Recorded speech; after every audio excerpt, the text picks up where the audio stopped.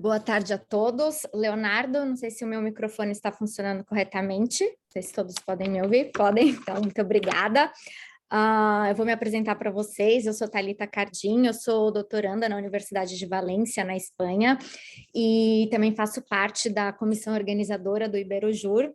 Nós tivemos um pequeno atraso no início do nosso painel, mas porque nós estávamos com duas palestras com informações muito ricas. Então, a partir desse momento, eu vou dar início à abertura do painel de número 5, painel sobre Cybersecurity, Privacy and Data Protection e Revolução Tecnológica. Nós teremos 6 apresentações, 6 comunicações, e eu recebi as informações de que nós temos o tempo de 10 minutos para cada comunicação. Como nós temos 6 comunicações, estamos com tempo, pode passar um pouquinho, então eu vou controlar, né, de 10 a 13, 14 minutos, para cada autor fazer a sua comunicação. Quando estiver ao final, se for passar o tempo, eu faço uma sinalização para a conclusão.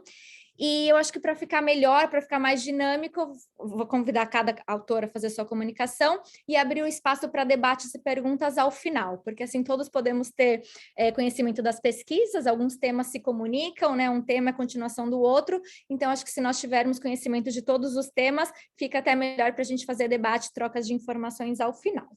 Então, o primeiro autor que eu vou chamar para dar a palavra é o investigador Fabiano Fernando da Silva, da Universidade de Marília, Unimar, no Brasil. O Fabiano, que também é membro da comissão do Iberojur, vai apresentar o trabalho intitulado Processo Eleitoral e Tecnologias de Persuasão, à luz da dromologia, uma análise da atuação de robôs nas redes sociais para manipular disputas políticas.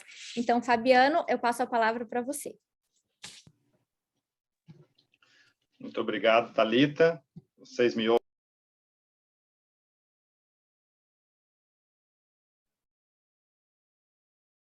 Tá. Boa tarde, Thalita. Vocês me ouvem? Agora sim. Obrigado. Boa tarde a todos os colegas que vão participar desse painel, mediado pela colega Thalita, que eu tenho a honra de trabalhar junto no Iberojur. Como foi dito pela Thalita, o ramo da minha pesquisa, ele entrelaça as novas tecnologias e o processo eleitoral democrático. Por isso, ela é intitulada Processo Eleitoral Democrático e Tecnologias de Persuasão à Luz da Dromologia, uma análise da atuação de robôs nas redes sociais para manipular disputas políticas. Pois bem, sabemos todos nós que as redes sociais, elas são capazes de aproximar as pessoas e proporcionar um meio ágil e eficaz de distribuição de informações em tempo real a um sem número de pessoas. O nível de rapidez com que a divulgação dessas informações se dá, aliada à preferência das pessoas pelas redes sociais e a possibilidade de acesso imediato por um simples smartphone, por exemplo, faz das redes sociais um importante instrumento tecnológico essencial às relações sociais, políticas e econômicas. As redes sociais, elas têm sido utilizadas mesmo nas eleições. E nós sabemos disso porque a corrida eleitoral é um processo que gera muitas discussões, alianças políticas e, por vezes, excessos no uso de instrumentos ilícitos tendentes ao êxito na disputa eleitoral. Fato que deve e é apurado e coibido pela Justiça Eleitoral. Nos últimos anos, tivemos notícia por meio de pesquisas e divulgações que uma nova forma de influenciar o processo eleitoral democrático surgiu, que foram as fake news. Só que esse novo instrumento, ele possui um poder nefasto e foi ampliado pela utilização de robôs virtuais nas redes sociais. E agora, esses robôs, eles contam com um poder ampliado por meio das fake faces, que são rostos falsos, ou deepfakes, são vídeos alterados com a sobreposição de rosto de alguém, com o intuito, por exemplo, de prejudicá-lo. Os bots ou os robôs sociais, na sua faceta mal utilizada, eles possuem três consequências. Eles podem ser responsáveis pela criação e divulgação de notícias falsas nas redes sociais. Eles podem se fazer passar por pessoas físicas a fim de conferir maior veracidade às informações e conquistar seguidores nas redes sociais, inclusive utilizando de rostos falsos criados ou mesmo de vídeos alterados por algoritmos. Eles ainda podem provocar, por meio da automatização, o aumento de visibilidade de conteúdo e páginas sobre uma dada personalidade ou uma notícia eleitoral. não se desconhece as benesses proporcionadas pela revolução tecnológica e pela democratização que ela causa nas redes sociais. Todavia, sabemos nós que excessos e desvios acontecem, como acontece em qualquer seara social. Então, deturpações no uso das redes sociais, eles têm provocado ingerências no processo eleitoral democrático. E essas deturpações, elas foram potencializadas por meio do uso de robôs, que no direito eleitoral possuem a função de automatizar perfis nas redes sociais ou contas sociais para a prática de ilícitos visando controlar o processo eleitoral. Então, podemos dizer que são os robôs influenciando o processo político eleitoral. E aqui a importância de análise e estudo das tecnologias de persuasão.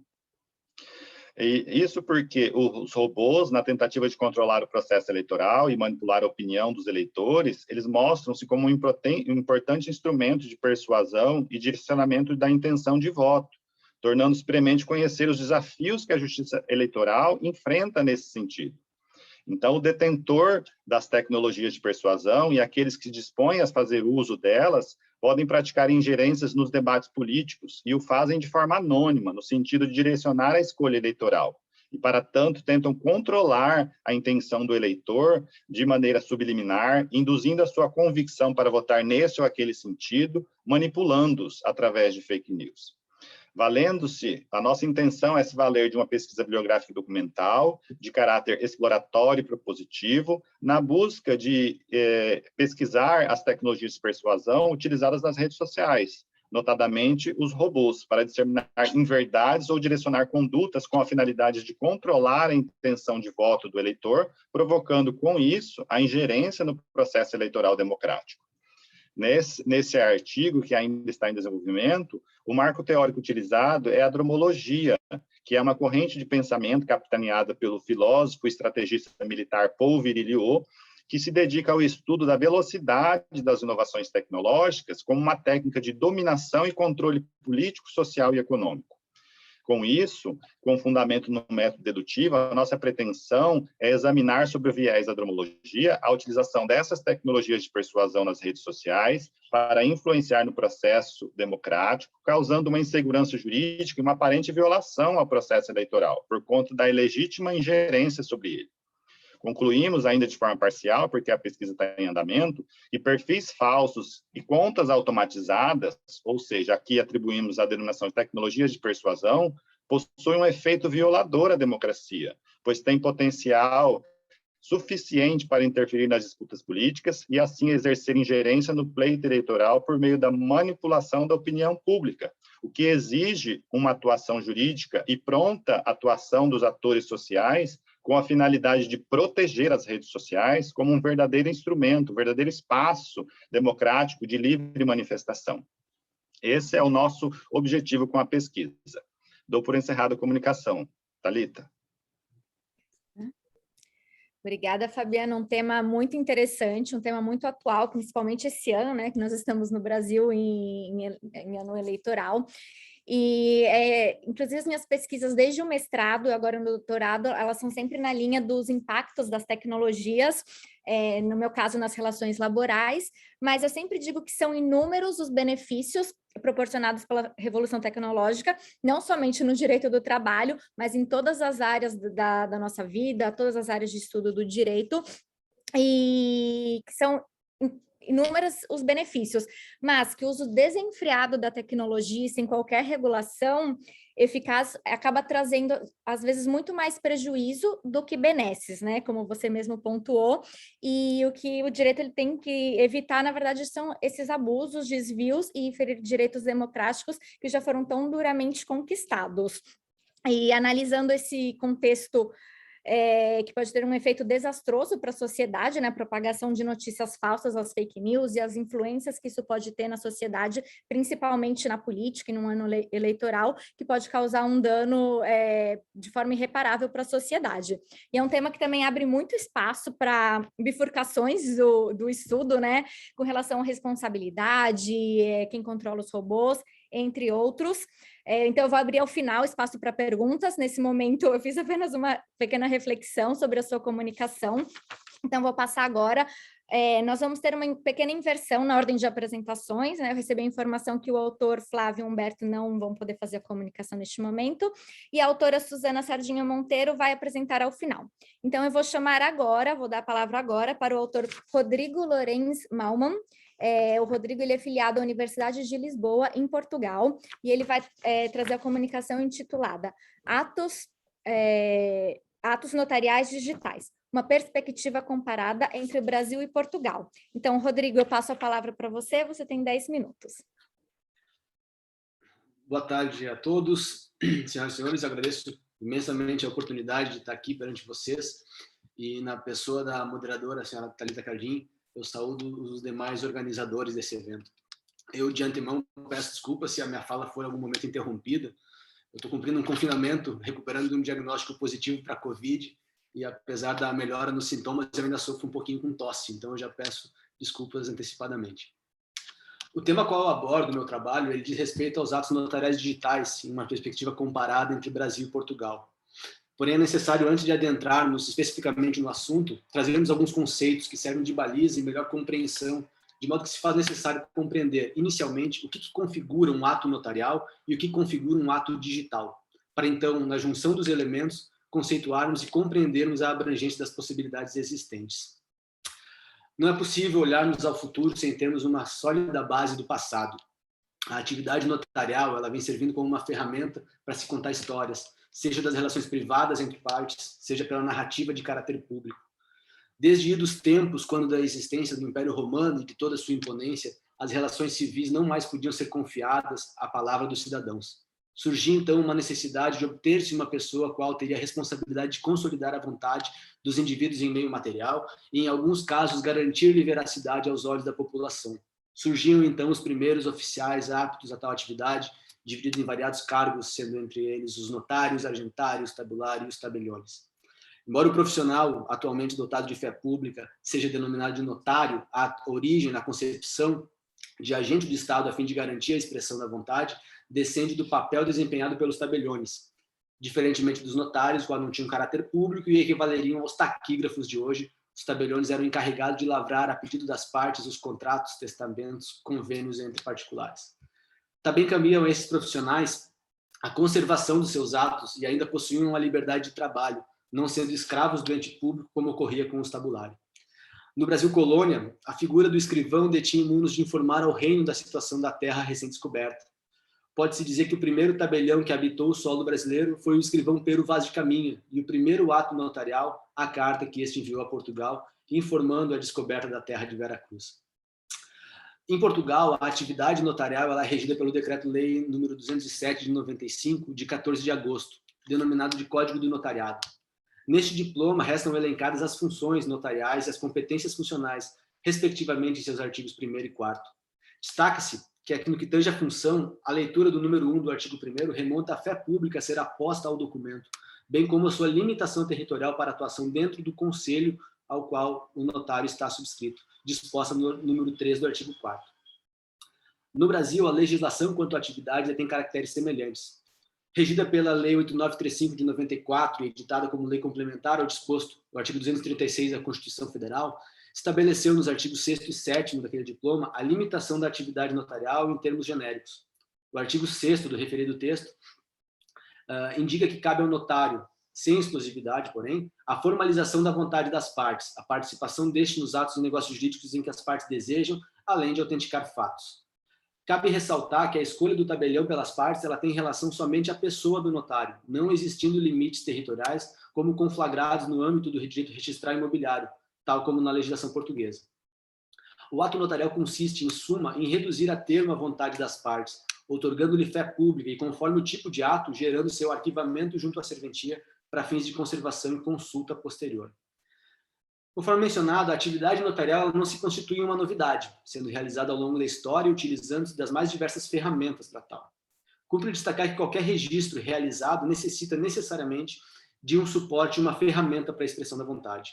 Uma rocha em uma caverna serve de suporte para que os povos pré-históricos possam contar suas histórias, utilizando-se de carvão e sangue de animais. A pedra configura-se como suporte para talhar os escritos da antiguidade. Na Índia, o povo escrevia em folhas de palmeira, enquanto que os esquimós utilizavam-se de ossos de baleias. E na China, a escrita era realizada em conchas e em cascos de tartaruga. O papiro e a pena, o papel e a caneta, muitos são os exemplos de meios de suporte e ferramentas de expressão da vontade, e muitas delas utilizadas pelos notários ao longo do tempo. Portanto, o escopo principal de um documento, no conceito abrangente da palavra, visa utilizar-se de meios para narrar fatos, vontades e situações, podendo, portanto, utilizar-se de qualquer formato disponível que atenda a essa finalidade, embora os atos notariais exijam certas formalidades próprias. No Brasil, a Lei 8935 de 94 estabelece em seu artigo 41 a possibilidade dos notários utilizarem de sistemas eletrônicos para gerir seus documentos e a sua atividade. Em Portugal, a utilização de sistemas informáticos para a gestão da atividade também pode ser aplicada, exceto nos casos de testamento público, quando a lavratura do ato exige a sua posterior exclusão do suporte informático. Considerando, então, que temos a possibilidade de utilizar-se de sistemas eletrônicos junto às serventias, as ferramentas de suporte poderiam ser essencialmente digitais, inexistindo assim o documento físico. Vale destacar a diferença entre o documento digital e o documento digitalizado. Neste, o documento existe em um suporte físico, o papel. Então, por meio de aparelho de digitalização, se tem uma imagem reprográfica desse documento em formato eletrônico. Por outro lado, o documento digital ele é essencialmente criado e manipulado no meio eletrônico, inexistindo, portanto, um suporte físico. Ele existe e circula apenas no meio digital. Nessa modalidade de documento digital, a posição das assinaturas das partes mostra-se necessária também em formato digital, ou mediante recursos que permitam certificar que a vontade das partes restou devidamente respeitada no ato em que se propõe. No Brasil, a medida provisória 2202 de 2001 instituiu a infraestrutura de chaves públicas brasileira, conhecida como ICP Brasil, e através dela a hierarquia utilizada a fim de dar validade aos certificados digitais. A tecnologia adotada para a implementação desse instrumento é baseada em criptografia assimétrica, ou seja, o uso de dois tipos diferentes de chaves para que se possa fazer a leitura, assinatura e validação dos dados contidos no documento. Tal medida encontra-se válida hoje no ordenamento jurídico brasileiro através da emenda constitucional número 32, de 11 de setembro de 2001, que tornou-a definitiva. Portugal foi um dos pioneiros na regulamentação dos documentos eletrônicos, através da edição do Decreto-Lei 290-D, de 1999, de 2 de agosto, que tratou da validade, eficácia e valor probatório dos documentos eletrônicos e da assinatura digital, e que veio a influenciar a Diretiva 99/93 da União Europeia, posteriormente revogada pela Diretiva 910/2004, que versa também sobre os critérios da assinatura digital. De acordo com os regulamentos acima, estava preparado o terreno para a realização dos atos digitais com a possibilidade de coleta de assinaturas por meio de criptografia, a qual garantiria plena validade dos mesmos, por força dos princípios de não repúdio e dos documentos que garantem a identificação do detentor daquela assinatura eletrônica. Portanto, o certificado digital ou assinatura digital equivale-se à assinatura posta a próprio punho para fins jurídicos, uma vez que a mesma é associada à pessoa e com o uso desta pode-se dizer que é dado ciência e concordância aos documentos eletrônicos em que essa assinatura digital for associada. Sendo verificada, então, a possibilidade de utilização dos meios eletrônicos para a realização desses atos digitais, a dúvida que surge advém das particularidades atinentes à atividade notarial em si. A primeira delas diz respeito à coleta, validade, armazenamento dos documentos lavrados através dessa ferramenta. No Brasil, a Lei 8935 de 94 não prevê especificamente um procedimento próprio para a lavratura dos atos digitais. Esta regulamentação, em um primeiro momento, ficou a cargo das legislações dos Estados federativos, o que acabou gerando uma ausência de uniformização quanto ao tema e um questionamento por parte dos notários quanto à sua efetiva viabilidade. Entretanto, em maio de 2020, o Conselho Nacional de Justiça, órgão regulador do Poder Judiciário, publicou o provimento 100, estabelecendo as normas referentes à prática dos atos notariais eletrônicos com aplicabilidade a todo o Brasil. Por meio deste provimento, restou determinado que os atos notariais lavrados em formato digital deveriam ser regidos sob a plataforma própria, o e-notariado, disponibilizada pelo Conselho Nacional de Justiça, onde restariam promovidos por meio desta plataforma as videoconferências, as verificações das minutas e todos os elementos necessários à validação do ato e à certificação da vontade das partes. E então, após realizados esses procedimentos, as partes promoveriam a assinatura do ato, utilizando-se de seus certificados digitais para tanto. A utilização da plataforma permite ainda a lavratura de atos híbridos, onde uma das partes comparece à serventia para assinar o documento manualmente, enquanto outra promove a assinatura de forma digital. A adoção do meio digital para a lavratura dos atos não pode, porém, violar as questões de territorialidade atinente às serventias. Segundo reza o artigo 9º da Lei 8935, a atuação do tabelião fica adstrita ao município em que se encontra instalada a sua serventia. Em sendo o ato realizado em caráter digital, poderia o notário celebrar qualquer escritura pública de cidadão de qualquer lugar sem infringir a questão de territorialidade? No Brasil, o próprio provimento 100 estabeleceu um critério objetivo quanto a estes meios, atribuindo-se uma vinculação quanto à circunscrição do imóvel objeto do ato e outro, de caráter subjetivo, vinculando ao local de domicílio do adquirente, podendo ser realizado o ato em qualquer serventia do Estado do domicílio da parte. Da mesma forma, a lavratura das escrituras públicas de procuração ficam também atreladas ao domicílio do requerente, bem como as atas notariais atreladas ao local do fato em que se pretende narrar. A experiência do ato notarial eletrônico por meio da plataforma do e-notariado tem se mostrado de grande aceitação, tendo sido lavrados no primeiro ano de funcionamento cerca de 45 mil atos notariais eletrônicos. Em Portugal, a lavratura dos atos notariais eletrônicos encontra respaldo na própria organização das serventias e a realização da videoconferência para verificação de vontade das partes e a certificação da aceitação do ato pode afastar a necessidade do uso da assinatura eletrônica para tal. Segundo reza o Código do Notariado, a ausência de assinatura das partes configuraria a nulidade do ato, conforme o artigo 70. Entretanto, o artigo 73 estabelece que a ausência da assinatura afastaria a nulidade caso se demonstre que as partes assistiram ao ato, concordaram com o mesmo e não se recusaram a assiná-lo. Ou seja, pode o ato notarial ser tido como válido mesmo sem a assinatura, física ou digital das partes, de modo que cabe a diligência pertinente ao notário quanto à certificação destes atos. Vale destacar ainda a entrada em vigor da Portaria 121/2021, de 9 de junho, que estabelece a criação de um repositório digital e a comunicação eletrônica dos atos notariais para as conservatórias dos registros públicos. Com base nesse diploma, os documentos lavrados nas serventias notariais deverão ser disponibilizados eletronicamente para consultas e arquivamento próprio através da plataforma gerida pela Ordem dos Notários. A medida não gera ainda uma plataforma de comparecimento das partes para assinatura digital, mas gera uma maior presença digital dos atos notariais eletrônicos na vida dos cidadãos portugueses. Entrando nas minhas considerações finais, eu reporto que a atividade notarial não se mostra imóvel. Ela acompanha a evolução dos institutos, como acompanha a evolução da sociedade. O notário, enquanto agente público apto a orientar e certificar a vontade das partes, não pode se excluir de uma revolução digital que vem crescendo de forma inevitável nos últimos anos e que restou acelerada em virtude da pandemia do Covid-19. Novos métodos de contratação, novas formas de interação social e novas tecnologias para suprir as necessidades vêm surgindo e cabe ao notariado acompanhar essa mudança. A possibilidade de lavratura dos atos digitais, embora não seja essencialmente uma novidade, tende a se tornar cada vez mais comum, tanto no Brasil quanto em Portugal, uma vez que a confiabilidade necessária para a realização do ato encontra-se já devidamente assegurada. De se destacar que a evolução do ato notarial eletrônico não acarreta na exclusão do notário, uma vez que o material humano apto a certificar-se da vontade e da narrativa dos fatos mostra-se essencial à validade dos atos. O que se busca, na verdade, é permitir que a atividade notarial possa ser desempenhada de acordo com a realidade evolutiva de uma sociedade cada vez mais online. É o que tinha. Obrigado. Obrigada, Rodrigo. Em primeiro lugar, eu desejo melhoras para você, né, do seu estado de saúde. Eu não sei se você está em Portugal ou no Brasil. Até o ano passado eu estava morando em Portugal, em Lisboa, porque eu também fiz meu mestrado em Lisboa.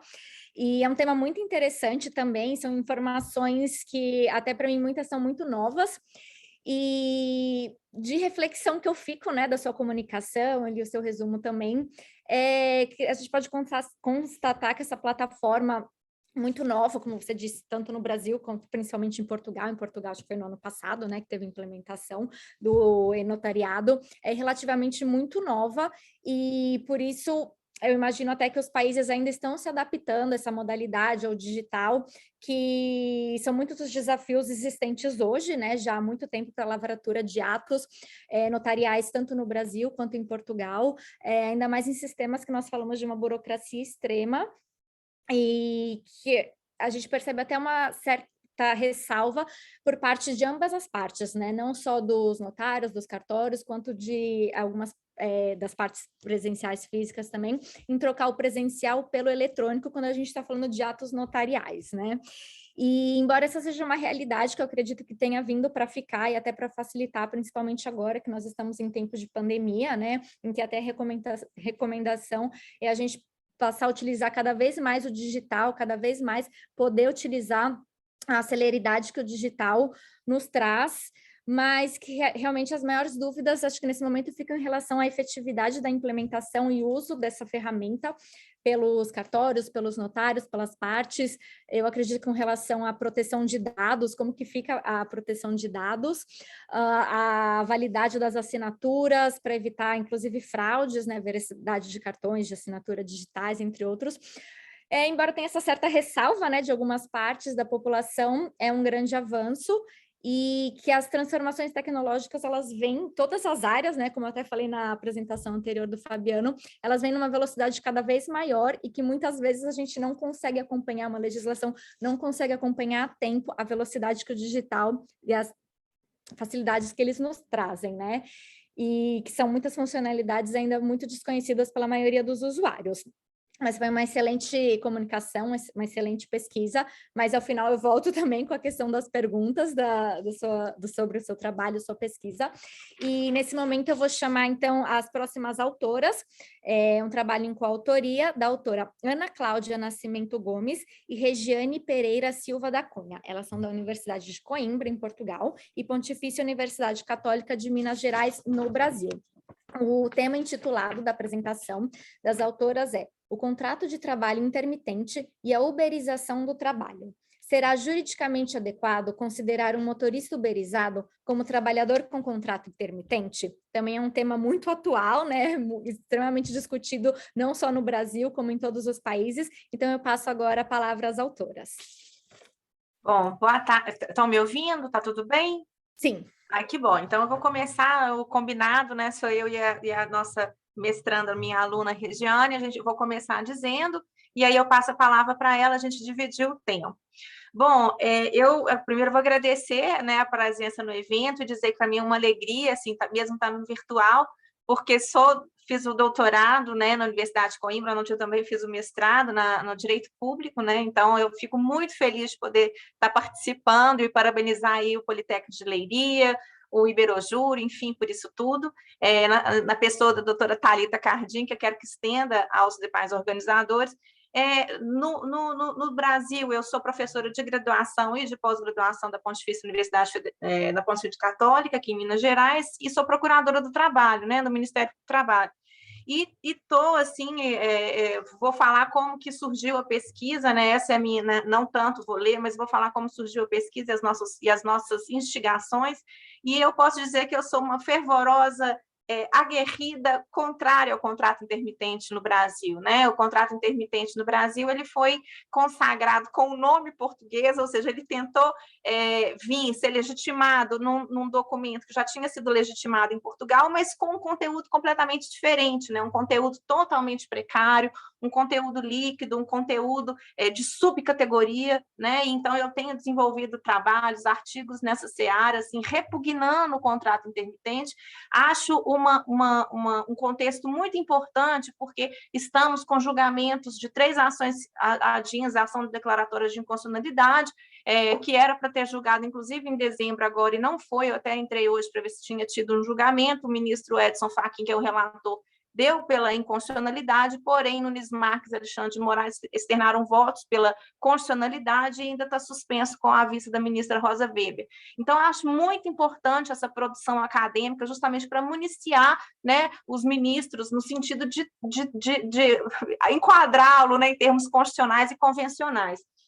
E a outra questão que me motivou a essa pesquisa, né, foi deparar eu, na qualidade de procuradora do trabalho, com uma série de julgamentos em sede, não em sentenças de primeiro grau, mas também em acórdãos de Tribunal Regional do Trabalho, de que, principalmente relativos a trabalhadores em plataformas ou uberizados, né, a grande maioria dele motoristas, né? A gente sabe que todos podemos ser trabalhadores plataformizados e uberizados, mas a grande quantidade dessas demandas que chegam ao judiciário é relacionada aos motoristas uberizados, em sentido de considerar esses motoristas como contrato intermitente, não obstante a relação jurídica estivesse, né, como sempre estão, eles não reconhecem como empregado, uma relação jurídica controvertida.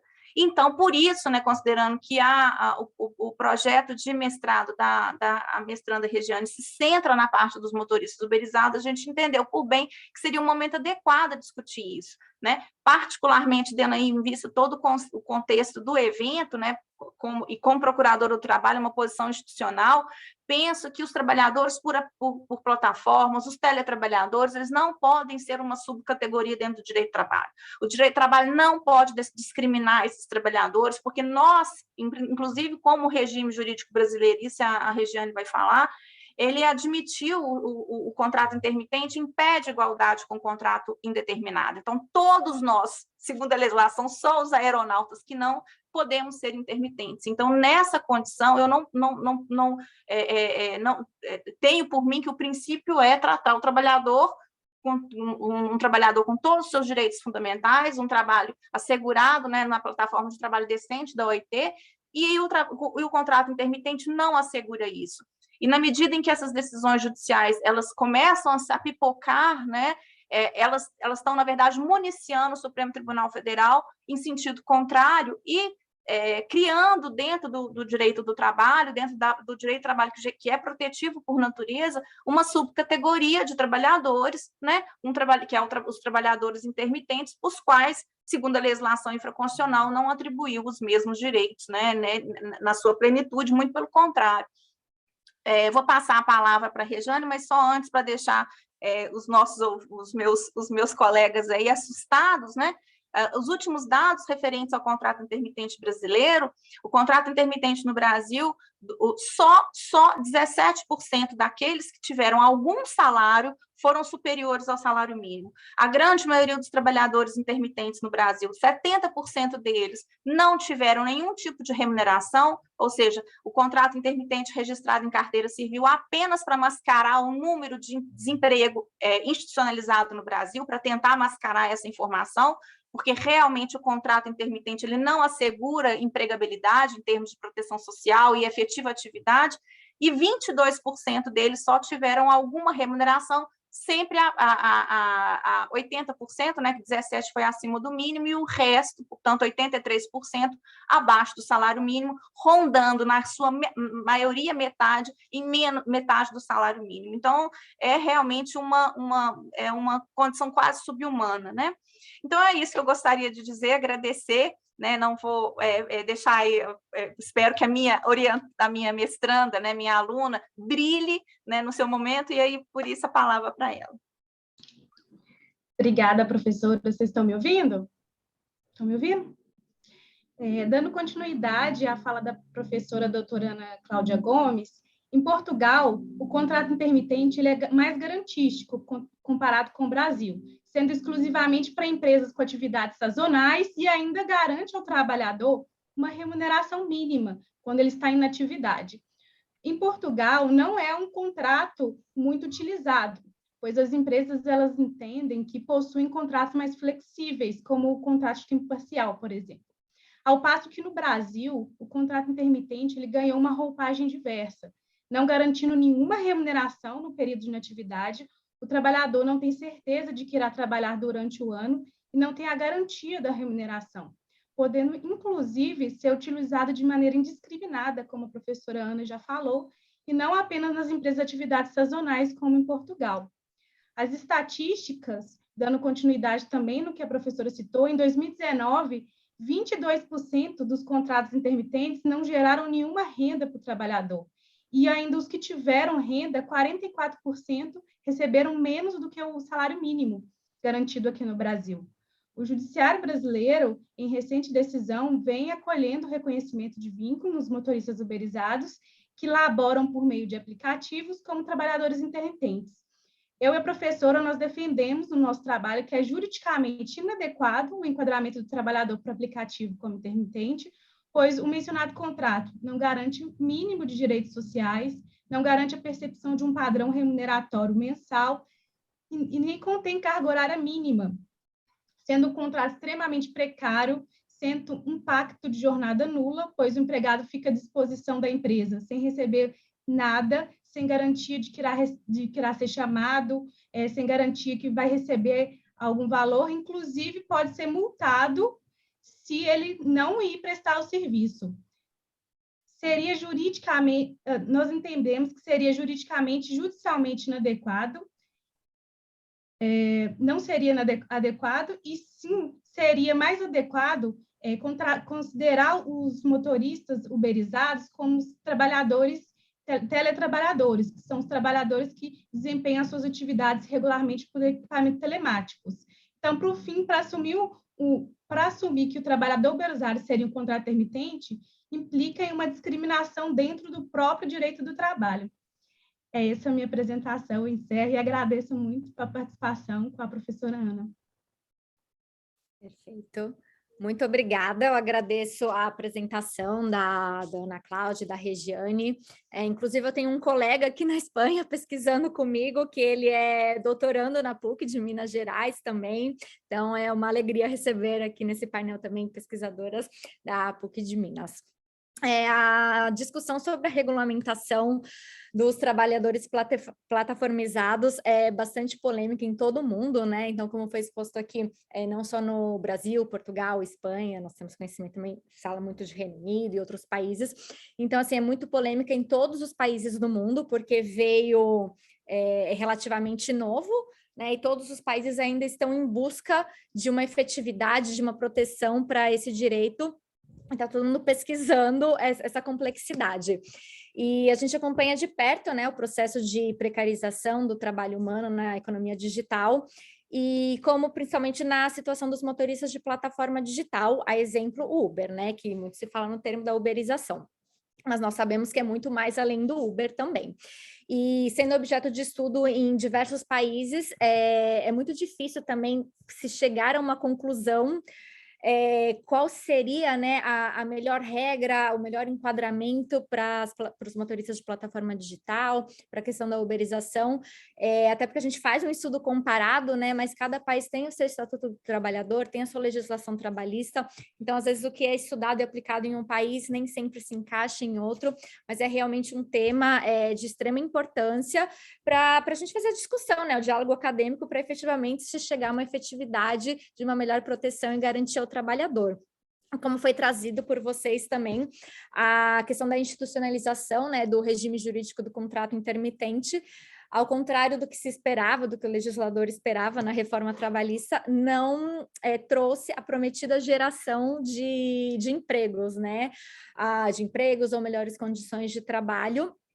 E, inclusive, na Espanha também tem, né, assemelhado à questão de um contrato intermitente, que seria um contrato um pouco diferente, e ao contrário do Brasil, que é relativamente novo, né, entre aspas, o contrato intermitente, através da reforma laboral, a Espanha, recentemente, esse ano, ela aprovou, ainda não está em vigor, mas ela aprovou também, né, uma nova reforma trabalhista aqui, em que muitos desses contratos, como contrato intermitente, contratos a termos, já foi comprovadamente estudado que não trouxe qualquer benefício, inclusive precarizou as relações de trabalho. E por isso a Espanha, alguns anos depois da aprovação desses estatutos, agora vem dizer que não vai se permitir mais essa questão, porque se constatou efetivamente que, ao invés de gerar empregos e melhores condições de trabalho para os trabalhadores, na verdade, gerou uma maior precarização, né? Então, é um tema que é muito importante de estudo, e eu vou, na sequência, chamar, então, né? Vou chamar novamente a Regiane Pereira Silva da Cunha,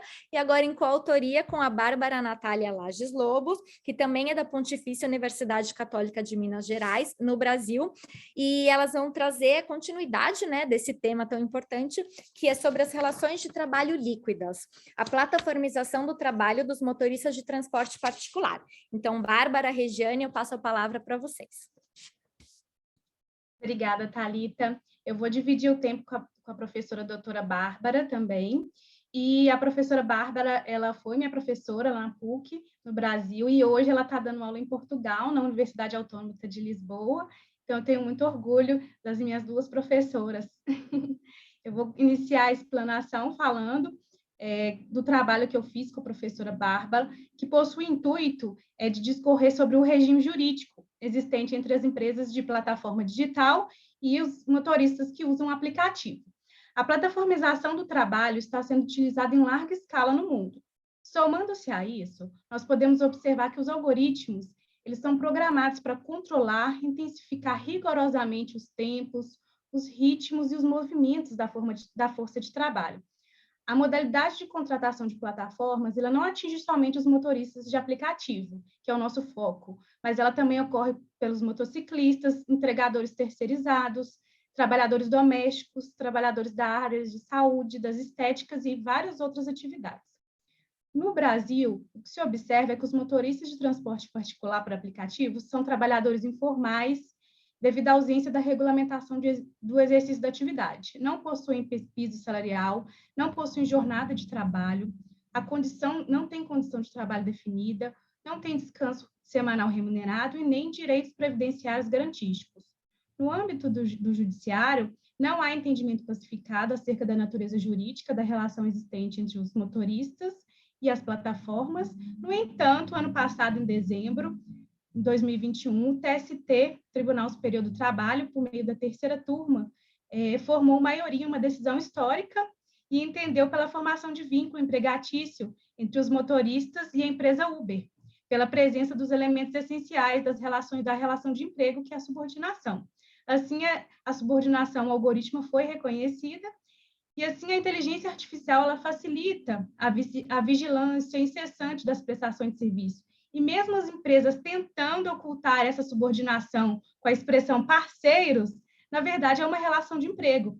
Assim, apesar das mudanças realizadas no mundo do trabalho, advindas com as novas tecnologias, o labor subordinado continua sendo o mesmo. Altera-se apenas as formas de vigilância, o controle do empregador, as formas exercidas nas atividades e as profissões, todas adaptadas ao mundo da era digital. Nesse sentido, torna-se necessário urgente a regulamentação das referidas relações junto ao direito do trabalho, pelo reconhecimento normativo e jurisprudencial da existência de vínculo entre os trabalhadores plataformizados, de forma a assegurar o respeito e a dignidade dos trabalhadores, bem como a efetividade de seus direitos constitucionais trabalhistas. Assim, eu passo a palavra agora para a professora Bárbara Lobo, para ela fazer a conclusão da nossa pesquisa. Olá, boa tarde a todas, boa tarde a todos. É um prazer imenso estar aqui com todas e todos vocês. Embora na programação tenha saído que a minha filiação institucional seja a Pontifícia Universidade Católica de Minas Gerais, eu sou investigadora convidada da PUC Minas, no grupo Algolatria, Constitucionalismo e Direitos na Era Digital, mas a minha filiação institucional é a Universidade Autônoma de Lisboa, onde eu sou professora de Direitos Humanos, Direitos Fundamentais, Direito do Ambiente e também sou investigadora do Centro de Pesquisa Ratio Legis, investigo democracia, cultura de paz e direitos humanos. Então, a perspectiva dentro dessa parceria com a Regiane, que nós já desenvolvemos uma parceria, né, já longínqua, dentro do direito do trabalho e do processo do trabalho, é justamente trazer uma abordagem que tem ali como foco a verificação da violação de direitos humanos e direitos fundamentais. A utilização da obra de Zygmunt Bauman neste aspecto permite a verificação dos 5 conceitos básicos que ele traz em Modernidade Líquida, especialmente no que diz respeito à emancipação e individualidade dos sujeitos, a gestão de tempo e espaço, quando se considera a extraterritorialidade do trabalho plataformizado. Aqui nós utilizamos também as concepções de trabalho robotizado, né? E a própria flexibilização do trabalho. Uberização é um termo que nós pretendemos ampliar, porque uberização restringe-se, né, à multinacional Uber. E quando nós queremos tratar de todas essas vertentes que já se expandem para outras profissões, como profissionais de limpeza, profissionais de estética, os próprios professores que assistem aí à flexibilização do seu trabalho por via dessas plataformas digitais, é por isso que nós preferimos adotar termos que são mais amplos para demarcar exatamente essa extraterritorialidade do poder. O que se faz nesse artigo, essencialmente, é denunciar a fluidez, né? A ausência de estabilidade e segurança jurídica dos trabalhadores, que são varridos para um status de informalidade, precariedade, penosidade, porque o trabalho, especialmente durante o período pandêmico, é um trabalho essencialmente penoso. Outro aspecto fundamental dos direitos dos trabalhadores não regulamentado no Brasil, né? Aí em denúncia ao não cumprimento da nossa Constituição da República e mesmo a denúncia do cinismo da utilização do termo parceiros para demarcar uma relação que é absurdamente abusiva, né? Então, nós denunciamos a todo momento nesse artigo a abusividade da relação entre essas multinacionais e esses sujeitos, essas pessoas, né? Ocultando a condição de empregados, violando direitos humanos, direitos fundamentais, direitos trabalhistas, direitos previdenciários. Espera-se uma regulamentação que faça jus à necessidade de segurança desses trabalhadores, mas, enquanto essa legislação não é elaborada, tendo em vista que vários aí dos desejosos da flexibilização trabalhista encontram-se no Congresso Nacional, e a reforma trabalhista é o maior reflexo disso, né? A aprovação da reforma trabalhista, poderia citar nomes, mas eu vou poupar aqui para manter o alto astral do evento, mas é justamente o reconhecimento pelo Poder Judiciário da configuração do vínculo de emprego.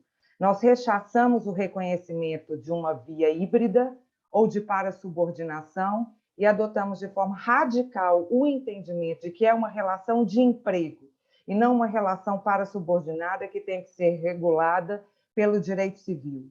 É o direito do trabalho que deve dar conta das relações entre os motoristas plataformizados e as multinacionais que ali exploram de forma abusiva o seu trabalho. É isso, muito obrigada. Perfeito, muito obrigada. Deixa eu só verificar aqui. Eu agradeço também a comunicação das autoras, né? É um tema que, quanto mais a gente estuda, mais a gente tem conhecimento das pesquisas, né, que são feitas por todos os investigadores. A gente verifica agora Brasil, Portugal, todos investigando esse tema tão importante. O quão importante e complexo realmente é esse tema, né? E eu achei até realmente muito importante a questão do cuidado que vocês trouxeram de ampliar o conceito uberização, porque realmente, atualmente, quando nós falamos em plataformas digitais, uberização, a grande maioria vem à mente apenas a discussão realmente dos motoristas Ubers, né? Ou agora fala assim, Uber ou 99 ou Cabify, restringindo a esses operadores, motoristas de plataforma digital, porque o termo realmente iniciou nessa questão, mas como as relações de trabalho, elas, principalmente com a tecnologia, elas surgem em uma velocidade muito mais rápida atualmente, a cada dia surgem novas relações, novas plataformas, novos tipos de relação, né, como vocês mencionaram, serviços de limpeza, até mesmo os professores agora no digital, que a legislação e os temas também têm que se atualizar com essa rapidez, né? Então, e o operador do direito, cabe a nós, nessas discussões acadêmicas, aos investigadores de direito, para tentarmos sermos mais céleres, né? Antecipar e discutir essas novas relações de trabalho e realmente ampliar o conceito para não ficar restringido, né? Não vir uma nova legislação engessada com o termo, talvez, uberização, e que nós tenhamos que iniciar a discussão para outras profissões também. E com relação também até os plataformização, né, dos motoristas de transporte particular, como estava no tema, atualmente eles não possuem vínculo empregatício, temos algumas decisões que sim, outras que não tem ainda uma decisão, uma legislação, porque é uma situação realmente muito controvertida, não só no Brasil, Portugal, Espanha, e é um desafio muito importante, né, conseguirmos chegar, o direito a acompanhar a velocidade que essas novas formas de labor vêm, e que vão muito além da capacidade dos estados nacionais de regular com rapidez e garantir uma efetiva proteção aos trabalhadores.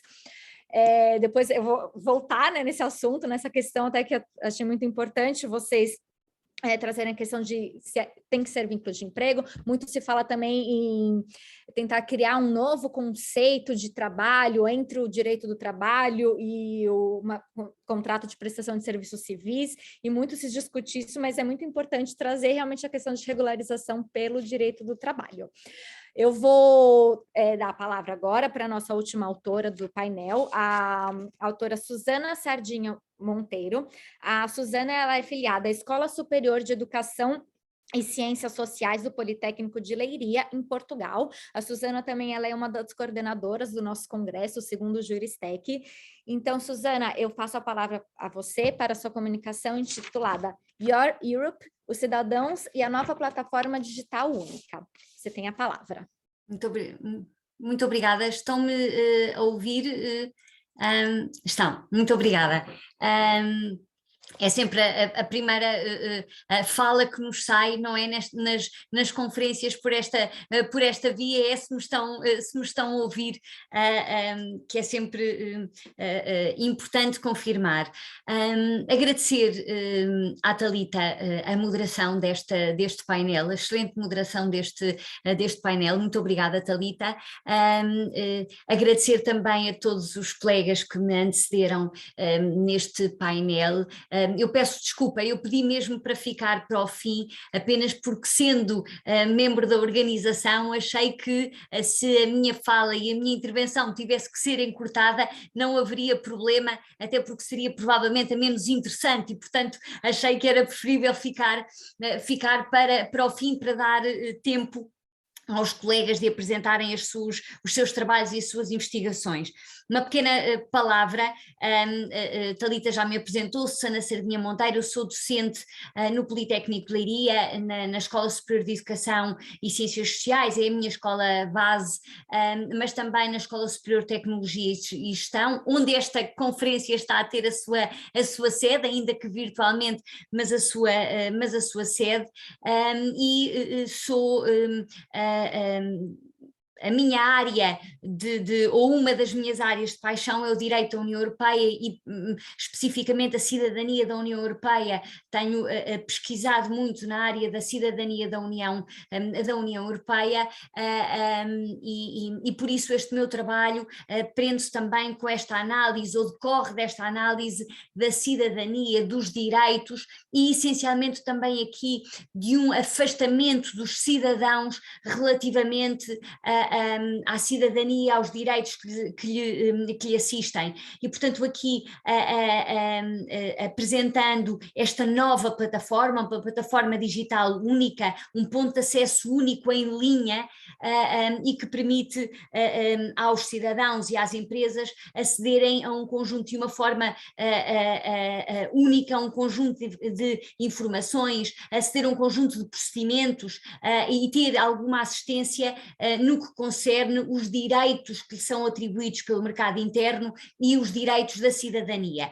E, portanto, pegando aqui nesta ideia base que é a cidadania e os cidadãos e o processo de integração, entrando aqui, obviamente, nesta digitalização que me parece muito importante e que faz parte, obviamente, do mundo de hoje. Portanto, este é o meu ponto de partida e o ponto de partida para a minha intervenção nos dias de hoje.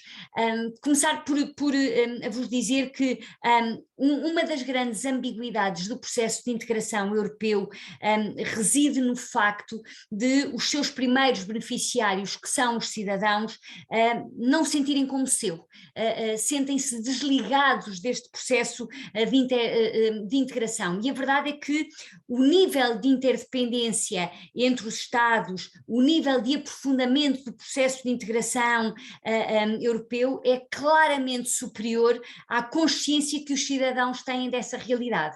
Esta é uma verdade irrefutável.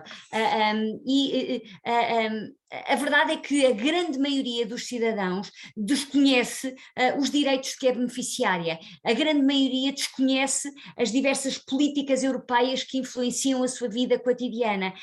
A grande maioria tem por adquiridos um conjunto de direitos sem a consciência que eles decorrem do processo de integração europeu. A grande maioria desconhece ou esqueceu a existência de fronteiras e de os direitos aduaneiros e outras medidas restritivas ao comércio, que no passado limitavam a escolha dos produtos e que limitavam o acesso a serviços provenientes de outros países.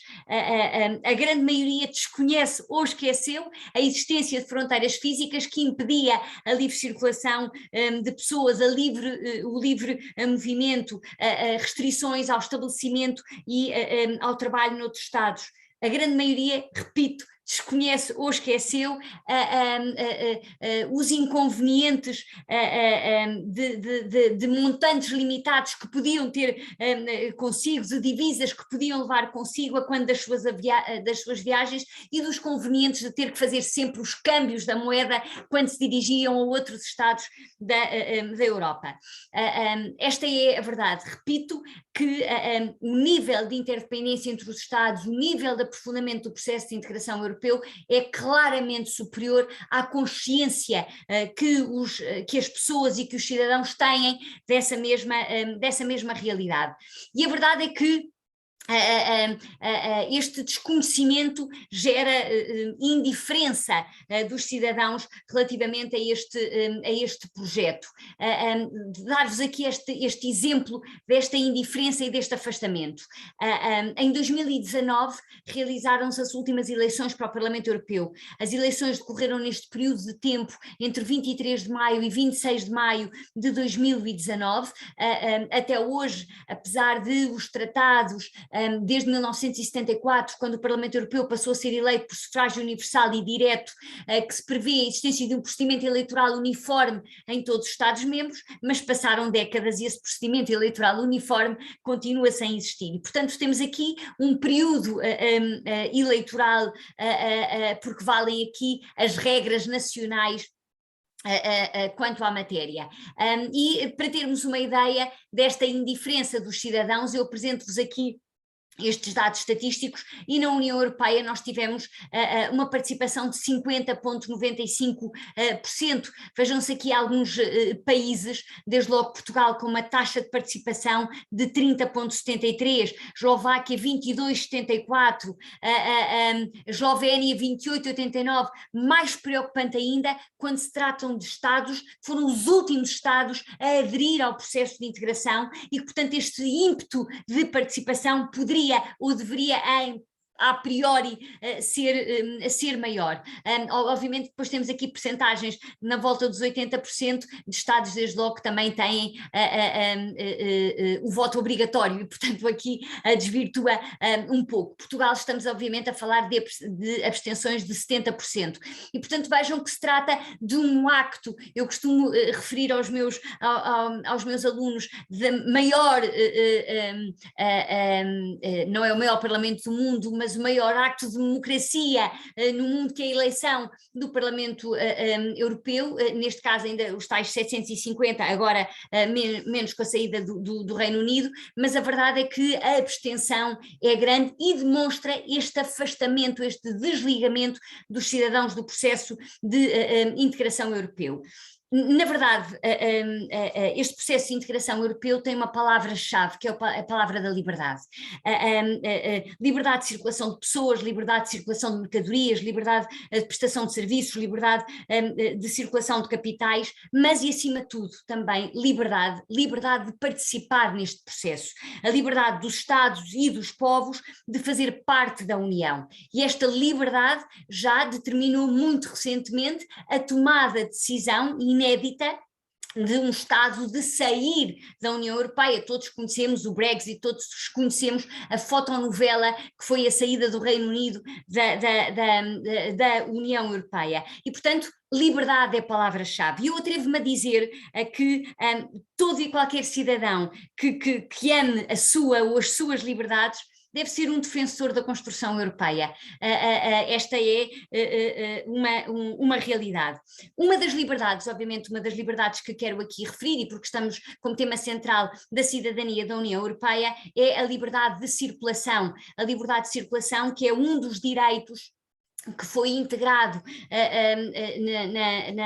no Estatuto da Cidadania da União Europeia. Não é uma novidade, porque já existia, ainda que atribuído inicialmente aos trabalhadores, e que foi sendo alvo de várias revisões e alargamentos em termos de direitos e em termos dos seus beneficiários, mas este primeiro direito da livre circulação de pessoas integrado na cidadania da União, que tem como objetivo o reforço dos direitos e dos interesses dos nacionais dos Estados-membros. A verdade é que o Tratado Tratado da União Europeia, com a consagração da cidadania da União, visou fazer aqui uma alteração de perfil do Homo económicos para um verdadeiro cidadão europeu. Este princípio da liberdade de circulação de pessoas é um princípio relativamente recente. Há 60 anos ele não existia e a verdade é que hoje continua sem estar ao alcance de muitos no mundo.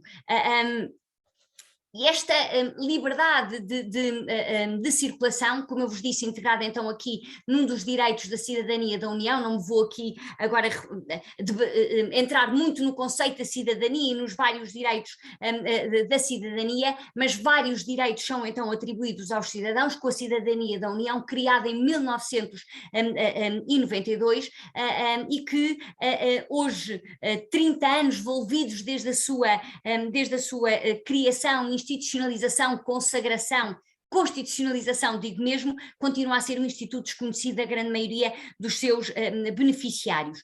E este não entra obviamente numa análise dos direitos, mas claramente aqui referir-vos que esta e constitui este desconhecimento e esta indiferença uma das grandes ambiguidades deste Estatuto da Cidadania da União, porque a cidadania teve como propósito criar, com a sua constitucionalização, permitir a edificação de um sentimento de união, de coesão, de identidade entre os seus membros. A verdade é que ela não se cria por decreto, tem que existir aqui desde logo uma interiorização e falta essa interiorização.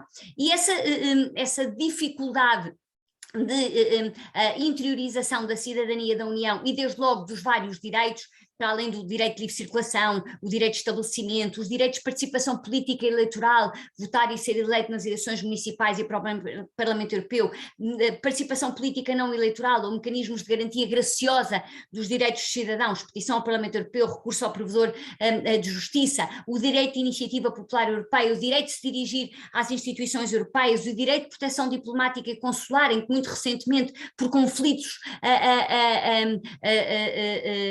um pouco por todo o mundo, tem vindo a ser tão necessário e tão efetivado. Mas a verdade é que os cidadãos afastam-se deste processo de integração. Há aqui verdadeiramente um déficit de conhecimento e este déficit de conhecimento por parte dos cidadãos entendemos que deve ser combatido e pode ser combatido através do quê? Através da educação, através do conhecimento, através da informação. Eu continuo a defender que a base do processo de integração tem que se centrar nas pessoas e tem que se centrar desde logo neste conhecimento, nesta partilha de informação. Eu partilho convosco aqui ainda ontem numas palestras falávamos muito sobre a literacia digital, pois aqui também falamos da literacia da informação, a literacia da informação para a cidadania europeia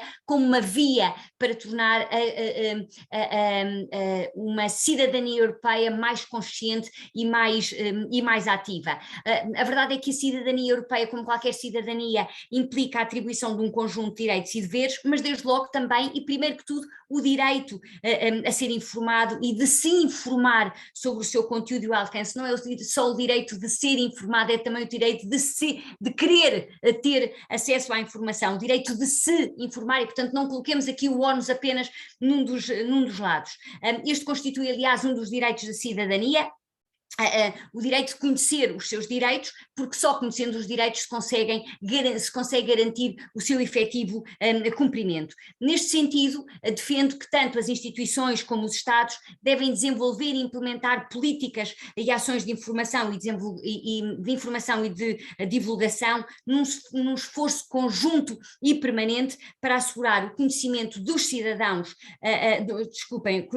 para assegurar o conhecimento dos cidadãos dos seus direitos, mas acima de tudo para assegurar o efetivo cumprimento desses mesmos direitos. Portanto, aqui um esforço conjunto envolvendo todos os intervenientes, Estados, instituições e também os cidadãos para divulgação dos direitos, porque eu só exerço os meus direitos se conhecer os direitos que tenho, isto é uma verdade de lá para Alice, como calculam. E neste sentido, uma das vias foi obviamente, e penso que é uma das vias a seguir, explicar-vos aqui e apresentar-vos que o Regulamento da União Europeia 2018-1624 do Parlamento Europeu e do Conselho, e portanto estamos a falar de um regulamento, estamos a falar de um acto legislativo de direito derivado que tem caráter uniformizador e que o objetivo foi criar um ponto de acesso único em linha e que permita desde logo o acesso a informações, o acesso a procedimentos administrativos essenciais e que permita a assistência e resolução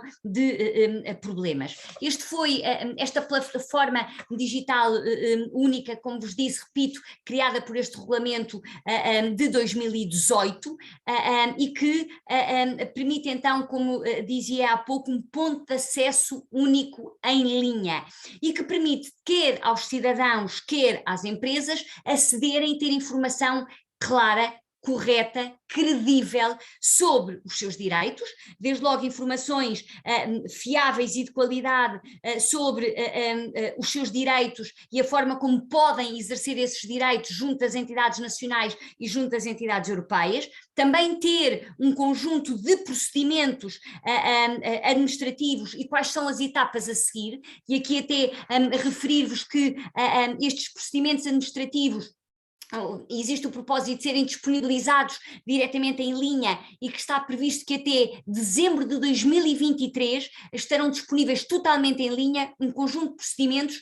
tais como, por exemplo, a permitir solicitar o comprovativo de residência, candidatar-se a uma bolsa de estudos, solicitar o cartão europeu de saúde, registar um veículo, portanto um conjunto de procedimentos que ficarão disponíveis para todos os cidadãos e para todas as empresas que pretendam, portanto, procedimentos em linha, procedimentos administrativos importantes e que visam claramente facilitar a nossa vida e, portanto, um ponto único de acesso e também permitir assistência, obviamente, dos cidadãos quando precisam de exercer os seus direitos, quando têm dúvidas sobre os procedimentos. Eu naveguei na plataforma e é uma plataforma muito intuitiva, uma plataforma muito disponível e que permite desde logo aceder numa qualquer língua oficial e que há aqui desde logo esta vontade de em 3 dias úteis existir uma resposta na nossa língua para facilitar a vida dos cidadãos. E portanto aqui esta plataforma, como eu vos disse, este esforço conjunto de informação que envolva instituições e que envolva Estados, mas que envolva também os cidadãos e, portanto, um esforço triangular, não podemos ficar de mão estendida à espera que a informação venha ter connosco, também temos que ir procurar essa informação, isto porque a ideia que os cidadãos estavam muito afastados do processo de integração por causa do déficit democrático da União Europeia é uma ideia completamente ultrapassada, e portanto aquilo que, até porque hoje temos sítios web com toda a informação muito interativos, eu refiro por exemplo a plataforma para a resolução de conflitos em linha, por exemplo, um mecanismo que visa desde logo resolver mais facilmente conflitos entre comerciante e consumidor e portanto temos um conjunto de mecanismos que a União Europeia tem vindo a investir, os seus sites muito intuitivos e agora esta plataforma digital única com a designação de Your Europe é elucidativo a tua Europa e que permite esta centralização de procedimentos. E, portanto, esta informação e o conhecimento, para terminar, que visa desde logo aqui dar corpo a este novo conceito de cidadania mais ativa, mais participativa, mas para isso tem que ser mais informada. Termino então agradecendo a vossa presença, espero não ter amassado muito e estou disponível para alguma dúvida que possam ter. Muito obrigada.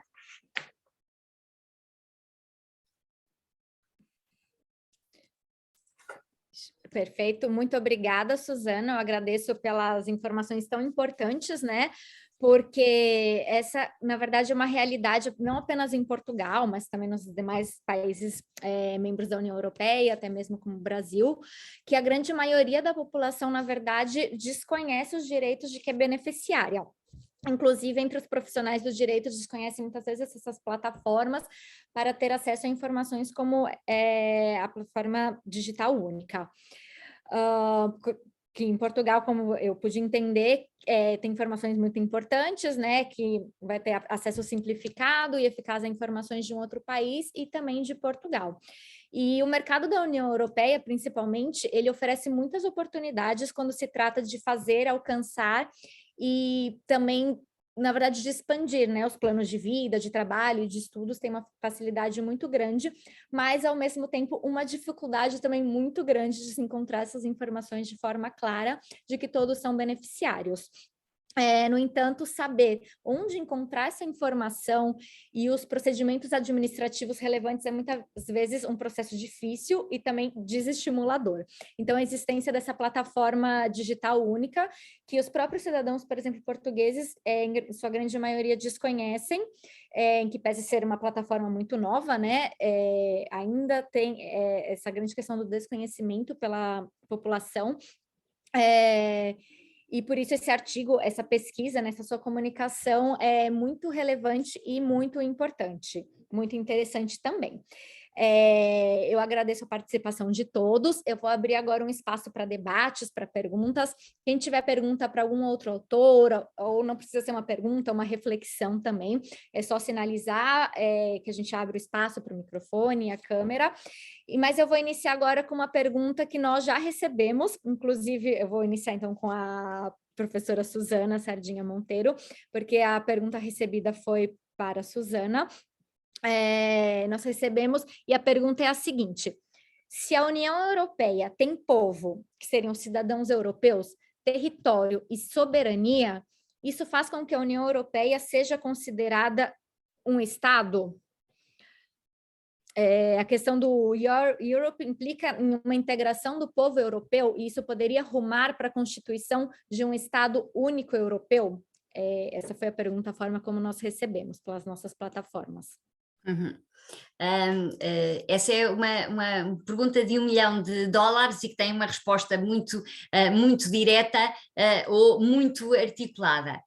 A questão da natureza jurídica da União Europeia é um work in progress, ou seja, é mais fácil dizermos aquilo que a União Europeia não é do que propriamente dizermos aquilo que a União Europeia é. E o processo de integração europeia tem sido um processo não linear, ou seja, quando parecia que estávamos a evoluir para uma espécie de uma espécie, não estou a dizer que seja, porque o resultado é sempre diferente do modelo do qual se parte. Mas, portanto, há várias teses em confronto, mas quando parecia que estávamos a evoluir para uma espécie de uma federação, obviamente que tivemos passos atrás, nomeadamente com a recusa, desde logo por parte de 2 Estados fundadores, de ratificarem o Tratado Constitucional, o tratado que estabelece uma Constituição para a Europa, e portanto o referendo em França e o referendo na Holanda que colocaram aqui um travão neste ímpeto federalista que a União Europeia estava aqui a deter. Portanto, a questão do povo europeu tem sido até agora alterado na estrutura e modificado nos tratados. Por exemplo, referia-se que o Parlamento Europeu reúne os representantes dos povos dos Estados reunidos na comunidade. Agora a questão é o Parlamento Europeu reúne os cidadãos da União. Portanto, temos aqui, este processo não é um processo linear, não sei obviamente qual é que vai ser o futuro.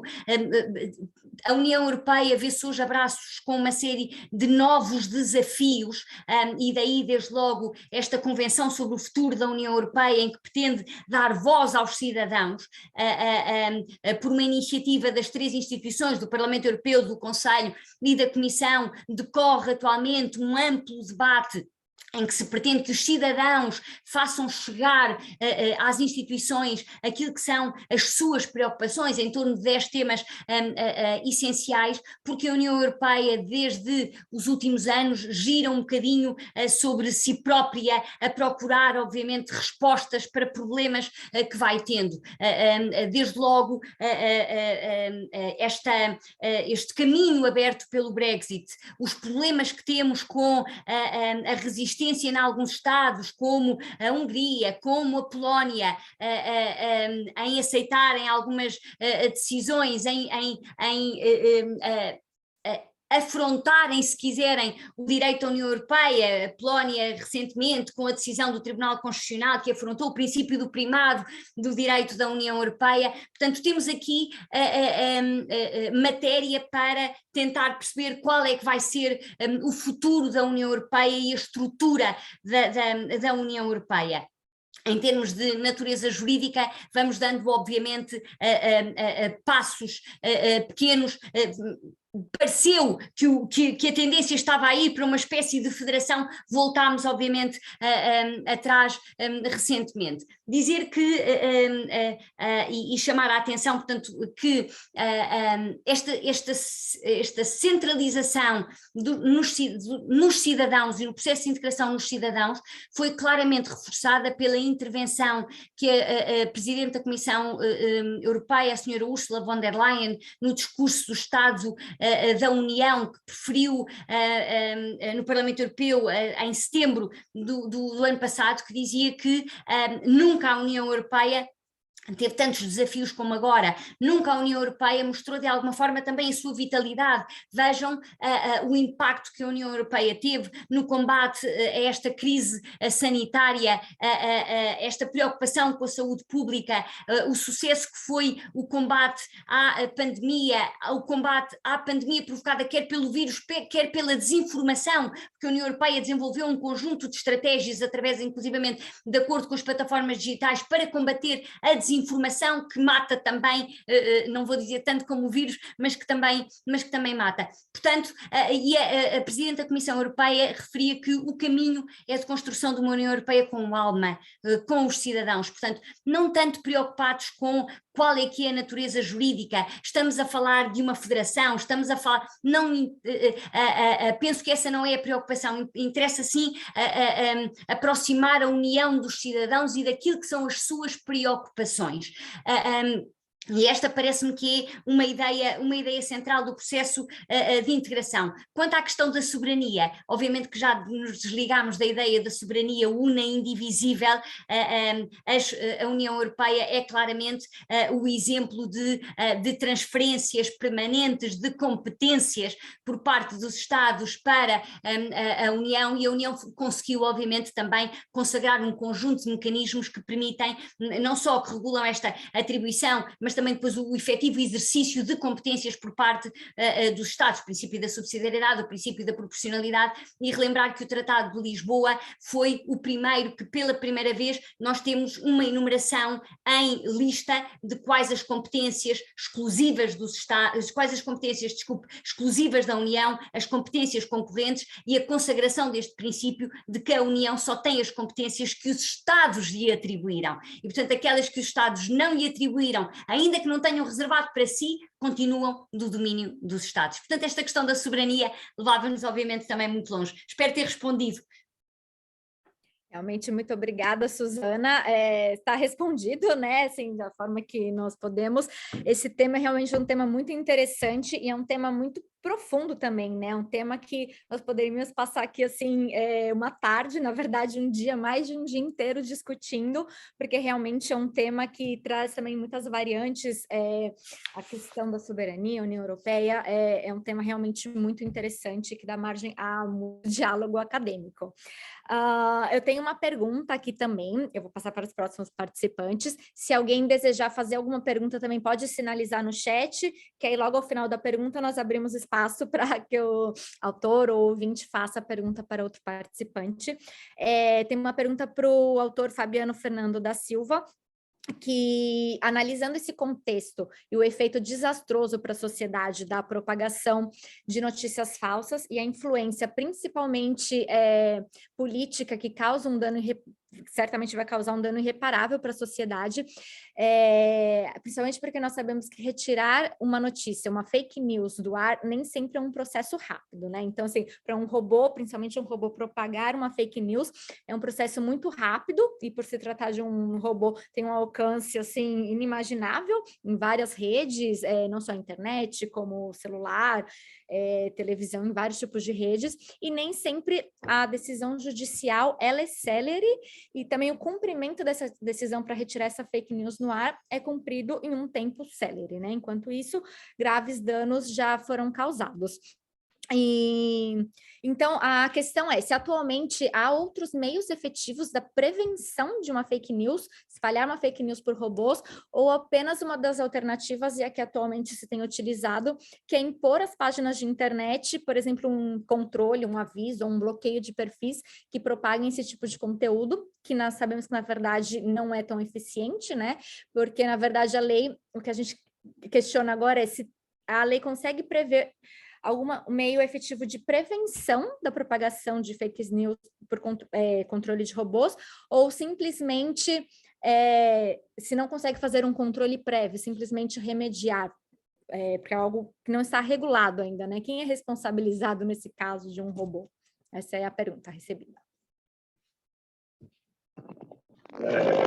Obrigado pela pergunta, quem a formulou. Esse assunto é muito complexo, porque, como você disse...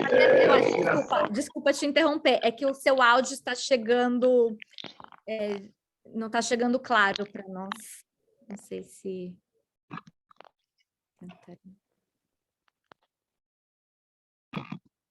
Melhorou, Thalita? Não, continua... Eu não sei se é a conexão...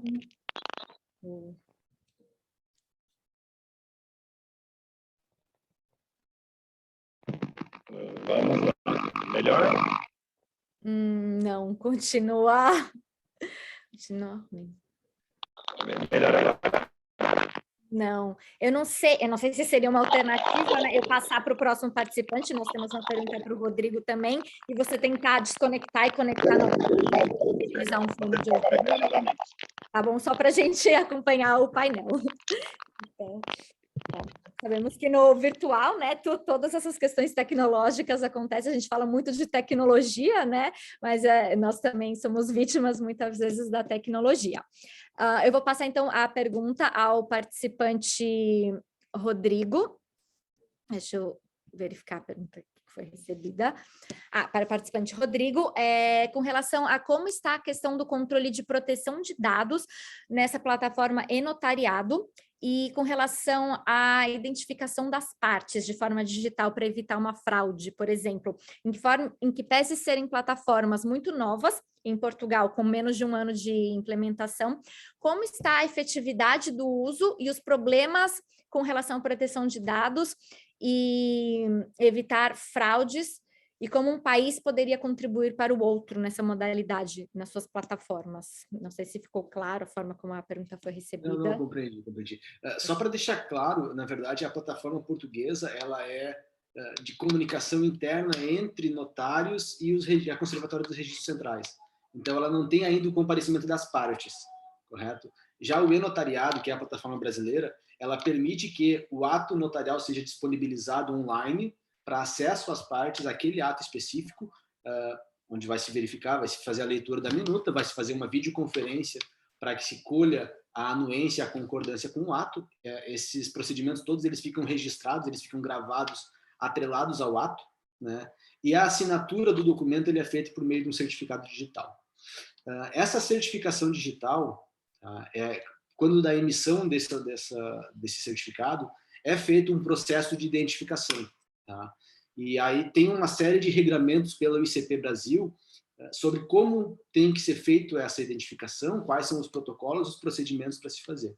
Então, se o certificado digital ele é emitido pela ICP Brasil, se tem certeza da sua validade, e quanto à identificação para a realização do ato, ele é feito por meio de videoconferência, mediante a apresentação dos documentos pertinentes, mediante a validação, né, quanto a e-mail, quanto aos dados que se contém no próprio certificado.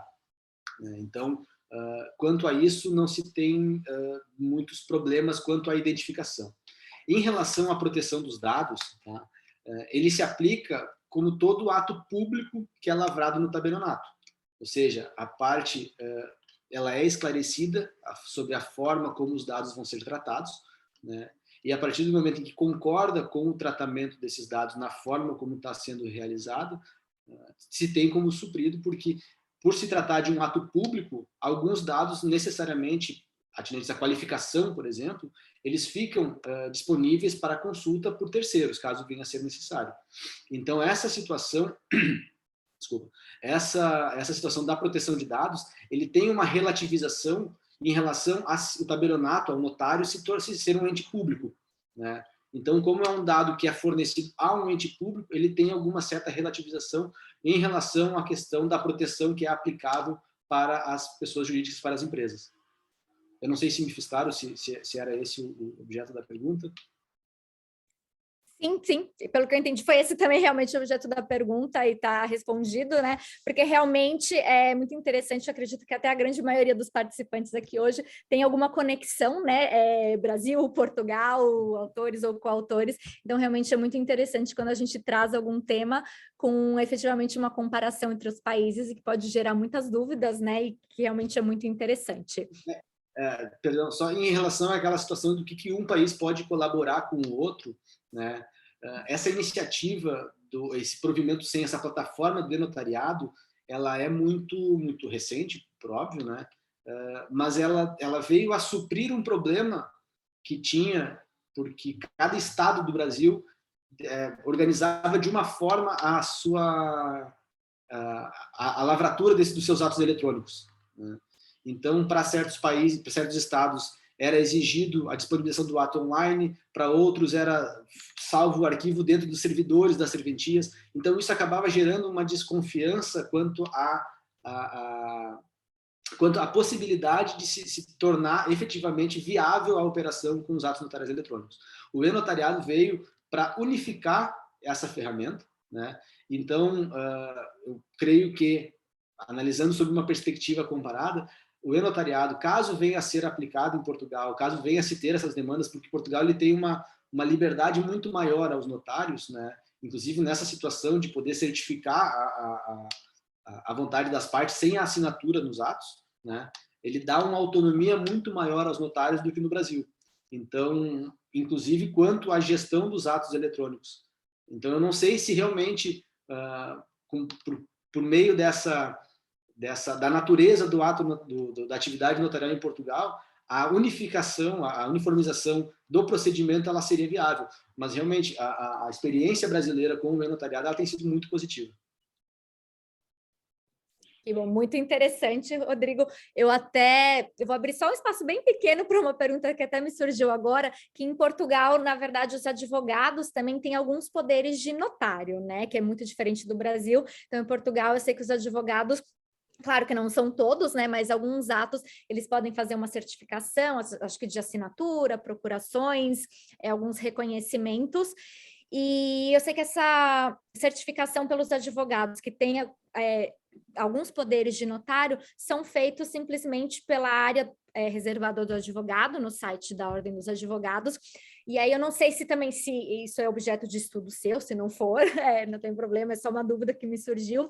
Se a questão da certificação pelos advogados, certificação digital, até à distância, porque muitas vezes as partes sequer estão presentes, se também entraria nessa questão efetivamente, a gente está falando aqui de cartórios e de notários efetivamente, né, em Portugal, mas se esses atos certificados por advogados com poderes de notário também entrariam nessa questão, nessa legislação. Não sei se...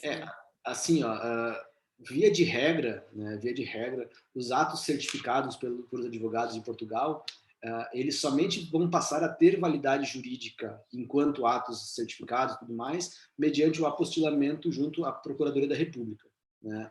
Porque justamente não se tem essa validação automática, né? Porque as legislações são diferentes. Então, para fins de validação, para poder utilizar-se de um documento certificado pelo advogado. No Brasil, por exemplo, é preciso que se passe pelo processo de apostilamento, né, junto à Procuradoria da República, e agora eu confesso que eu não sei se a Procuradoria da República faz esse apostilamento de forma online, o que então acabaria gerando uma limitação à existência do documento físico. Perfeito, muito obrigada. Foi uma dúvida realmente que surgiu, né? Porque a gente, por exemplo, são matérias que, na verdade, nós temos algum pouco conhecimento, né? Mas como, por exemplo, não é a minha área de estudos, então, e são temas muito interessantes, e conforme a gente vai ouvindo as pesquisas que cada um foi fazendo, vem surgindo questionamentos, né? E é muito interessante. Inclusive, aproveito esse momento, né, breve entre uma pergunta e outra, para dizer o quão interessante esse painel, né, que nós estamos, porque nós temos temas um pouco diversos, né, mas todos relacionados à tecnologia, mas como um tema sempre puxa outro tema e é interessante para todos os operadores do direito. São todos de parabéns. Eu não sei se o Fabiano, acho que ele já voltou para a sala, não sei se o áudio já está ok. Me ouve, Thalita? Sim, perfeitamente. Então, vou passar a palavra novamente para você. Só a curiosidade, entrando no assunto anterior aí, a questão da autenticidade, o novo CPC ele trouxe, né, essa possibilidade, e o artigo 830 da CLT ele também prevê uma possibilidade do advogado declarar a autenticidade de alguns documentos sob pena de responsabilidade pessoal, óbvio. Mas em relação a meu questionamento que foi feito a respeito dos mecanismos prévios de identificação de fake news ou até de combater fake news, o artigo ele é específico na seara eleitoral. Quem formulou a pergunta. Então, assim, nós temos na legislação eleitoral uma situação muito restrita de questão de propaganda eleitoral. Então, existe até vedação expressa da proibição de utilização da internet, blogs e algumas outras situações, ressalvados os casos de impulsionamento de conteúdos ou links patrocinados, que é onde, na seara eleitoral, tem havido muita utilização de robôs para impulsionar esses conteúdos na internet, ou mesmo exercer o trabalho de links patrocinados. Então, assim, é uma conjugação de fatores, doutora Thalita. A situação de que o próprio usuário, ele precisa ter esse filtro, essa educação, no sentido de fazer essas pesquisas prévias, de saber o que é uma fake news ou não, já é parte do usuário. Existe a responsabilidade do próprio provedor e das redes sociais, que nós falamos, existem mecanismos prévios de identificação de perfis falsos, de bloqueio de conteúdos e outras situações, que, como foi falado, realmente, às vezes, chega a não ser efetivo. Então, no nosso artigo, a gente debate através da análise de um projeto de lei, que é o projeto de lei 437 de 2020, na seara eleitoral, em que ele vem defender que o uso desses robôs constitui crime quando destinado a tentar influir nas convicções do eleitorado, porque isso é uma violação clara da intenção de voto, que deve ser seguro, livre, consciente, mas há também a adoção de outras medidas, como a adoção pelo próprio TSE, que utilizou nas últimas eleições de alguns aplicativos destinados a emitir informações verdadeiras, pregamos a existência e necessidade de implementação de tecnologias anti-fake news. Então, a gente poderia, nas próprias redes sociais, e no caso da infodemia, que foi as fake news disseminadas na época da pandemia, várias redes sociais desenvolveram laboratórios de pessoas e pesquisam instantaneamente, minuto a minuto, a propagação de fake news sobre a pandemia, que tinha um risco sobre a própria saúde das pessoas. Então, assim, a par de não existir mecanismos mais efetivos, existem todo esse conjunto que foi demonstrado, e nesse artigo a gente prega a necessidade de implementação na Justiça Eleitoral, a própria Justiça Eleitoral, de vedar a criação de perfis anônimos. É uma das intenções legislativas, porque hoje é muito fácil você criar um perfil de forma anônima, sem a identificação. Então, tem um projeto de lei que tramita que vai exigir para esse tipo de divulgação, de impulsionamento de conteúdos eleitorais ou de links patrocinados, que esses perfis sejam criados vinculados a determinado CPF, CNPJ, a fim exatamente de criar transparência. Então, essas ponderações que eu tenho a dizer. Perfeito. Deixa eu aqui. Muito obrigada, Fabiano. Realmente é um tema, assim, né? A propagação de fake news, principalmente agora em ano político, como que é feita essa legislação, esse controle, é um tema muito amplo, né? E muito difícil de nós conseguirmos chegar em uma fórmula ideal para fazer esse controle. Mas é um tema realmente muito interessante. Obrigada pela sua participação. E eu vou passar agora para a última pergunta que nós temos. Eu vou fazer a pergunta direcionada à Ana Cláudia, à Regiane e a Bárbara. A Bárbara, ela teve que se ausentar, mas a Ana Cláudia e a Regiane poderão fazer essa resposta, porque se trata basicamente, né, da questão dos motoristas uberizados e plataformas digitais.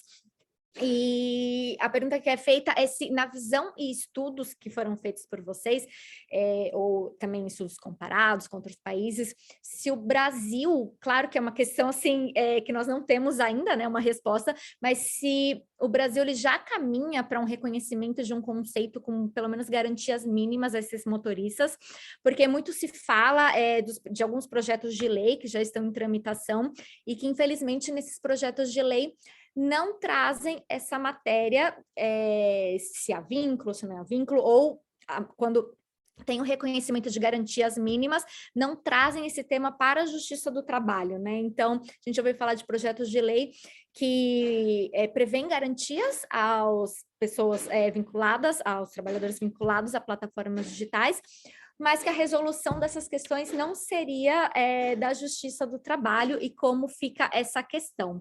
E eu gostaria só de acrescentar também algo nessa pergunta, pelo menos aqui na Espanha, nós temos recentemente, desde o ano passado, não sei se vocês têm conhecimento, que se chama Lei Rider, né? Na verdade, é uma lei específica para repartidores de aplicativos. Aqui já não seria um conceito amplo, né, de plataformas digitais, e sim simplesmente esses repartidores, mas que essa lei prevê na base de apenas garantias mínimas, não prevê um vínculo de emprego efetivo, é um vínculo com garantias mínimas e que já está sendo descumprido pelas plataformas digitais, né? Então, assim, eles já encontraram alguns meios de burlar essa lei Rider, fazendo subcontratações para não enquadrar em vínculo e tudo mais. Inclusive, uma plataforma que é o Deliveroo já anunciou que vai sair da Espanha a questão. Não sei se vocês têm conhecimento dessa lei, mas se o Brasil está caminhando para uma garantia mínima sem o vínculo de emprego, ou como que estão esses projetos? Eu não sei se ficou claro, né? Porque a gente foi recebendo diversas perguntas até pelas redes sociais, então eu tentei fazer uma pergunta só, e aí eu passo a palavra para vocês ficarem à vontade para responder a reflexão de vocês. Eu posso iniciar, então? Projetos legislativos, nós temos vários, né? Nós temos um projeto legislativo em trâmite, temos várias sobreposições de projetos legislativos nessa seara, um dos quais atribuindo vínculo de emprego. Obviamente, nós, como a doutora Bárbara antecipou, nosso congresso é um congresso de perfil, digamos, não protetivo ao direito do trabalho, né? Tanto é que nós tivemos a reforma trabalhista. Se anuncia, eventualmente, se um governo à esquerda vier, inclusive tem anunciado que vai revogar a reforma trabalhista. Temos também projetos de leis no sentido de colocar eles no sentido de parasubordinados, né? Como foi, por exemplo, o caso em 2013 dos cooperados, e tivemos uma lei recente sobre a questão do seguro, né, dos direitos afeta seguro de vida, seguro de acidente, que passando isso em batida, ou seja, não resolve a questão da natureza jurídica. Então, assim, nós temos projetos quer saber o que será que vai vir, né? Projetos temos vários. No âmbito do judiciário, como eu comentei, né, a mestranda Regiane comentou, nós tivemos recentemente uma grande vitória, sabemos que ainda é turmária, não é nem no âmbito de uma sessão de dissídios individuais, ela é inicial, é turmária, mas é uma grande vitória, né, pelo fato do TST ter uma trava, né, a questão da questão fática, e particularmente, meu ponto de vista, né, apesar da gente estar sendo discutido, por exemplo, em Portugal, a opção foi a constituição de quase uma pejotização desses motoristas por aplicativo, né, assim, isso é totalmente censurável também, no meu ponto de vista, enfim, mas apesar de nós termos aí soluções díspares, do ponto de vista doutrinário, do ponto de vista dogmático, eu não vejo motivos para que esses trabalhadores não sejam albergados pelo direito do trabalho. O que, na verdade, mudou foi o modus operandi da forma de trabalho, mas são trabalhadores subordinados obviamente, por subordinações diversas, que a gente sabe, não é a mesma que aconteceu há 50 anos atrás, é uma subordinação diversa, mas eu não vejo motivos para sair fora do direito do trabalho. Acho que o direito do trabalho precisa, né, como eu falei, precisa albergar esses trabalhadores, porque nós todos, em breve, se não já, seremos trabalhadores por plataformas, né? E quando nós utilizamos a uberização, foi mais no sentido, como eu disse, por ser uma designação já conhecida e por ser uma designação que a Justiça do Trabalho tem utilizado muito, né? Não se limita, muito pelo contrário, a Uber tem anunciado, já começa a anunciar no Brasil prejuízos, já querendo dizer assim que vai sair fora. São claramente empresas nessas por plataformas que nascem como nuvem, né? Surgem como nuvem e aproveitam esse ato de ausência de regulamentação, né? É quase como foram paraísos fiscais em termos trabalhistas, é assim que vai procurando, né? E é a atitude da Deliveroo que eu já tive notícia nesse sentido. Então, assim, é uma ameaça que me parece, eu como procuradora do trabalho, se essa ameaça me chegar, eu falo, graças a Deus que está indo, né? Tipo assim, então eu faço esse apelo, né? Eu acho que é um apelo, no contexto do Brasil, imaginemos, é um contexto de injustiça social, é um contexto que a pandemia cresceu a desigualdade social, e é um contexto que, se a gente ficar de fora, que nós vamos ter informais e principalmente desprotegidos em termos de proteção social. Os trabalhadores vão se acidentar, os trabalhadores vão ter doenças, os trabalhadores não vão se aposentar, não vão ter auxílios doenças, são casos que nós estamos vendo hoje na Justiça do Trabalho. Vários trabalhadores acometidos com problemas, inclusive com problemas graves e irreversíveis do ponto de vista da Covid, sem proteção social, sem recolhimento de INSS e com as plataformas aduzindo a ausência de relação de emprego, né? Passa a palavra para a Rejane.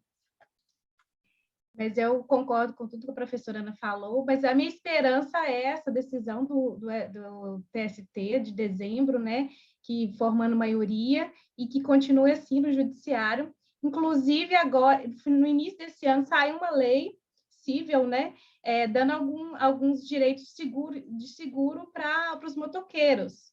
Inclusive, do jeito que a Thalita falou, a UBITS já anunciou que em março vai sair do Brasil por causa dessa lei que ela garante auxílio caso o motoqueiro adoeça na época de pandemia. Então, as empresas já estão com essa intenção, caso haja o reconhecimento de vínculo.